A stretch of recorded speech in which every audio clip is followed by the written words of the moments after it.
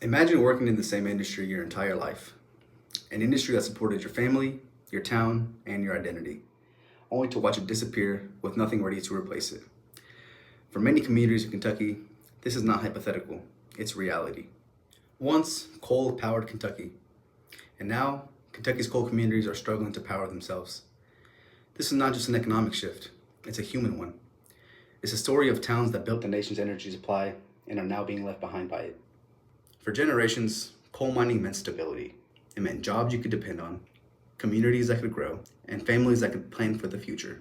But that stability has eroded, and it has not been replaced. Today, the decline of coal is no longer a prediction. It is a reality. Jobs have disappeared. Businesses have closed. Young people are leaving. And for many communities, what remains is uncertainty. According to the U.S. Energy Information Administration in 2023, coal employment in Kentucky has dropped significantly over time. And according to the Appalachian Regional Commission in 2022, many coal-dependent counties continue to experience higher than average poverty rates. But statistics alone do not capture the full picture, because behind every number is a worker without a job, a family without stability, and a community without a clear direction. And here is a central problem. These communities were built around one industry, and when that industry declined, there was nothing strong enough left to take its place. So the question becomes, what happens next? Do we allow these communities to continue declining, slowly, quietly, and permanently? Or do we make a deliberate choice to invest into their futures? The answer should be clear. We cannot rebuild the past. We cannot restore coal to what it once was. But what we can do is build something new. And that begins with economic diversification. Not one opportunity, but multiple pathways forward. Not short-term fixes, but long-term investments. This means retraining workers so that skills gained in mining can be applied to new industries.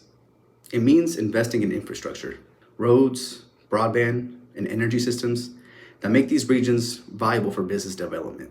And it means supporting small businesses that can grow local economies from within. Because economic recovery does not come from waiting. It comes from building. And we know this approach works. Research from the Brookings Institution in 2021 shows that regions investing in workforce development and diversified economies are far more likely to achieve long-term stability. So the real question is not whether a solution exists. The real question is whether we are willing to act on them. Some will argue that these solutions are too expensive, but consider the cost of doing nothing. The cost of inaction is not zero.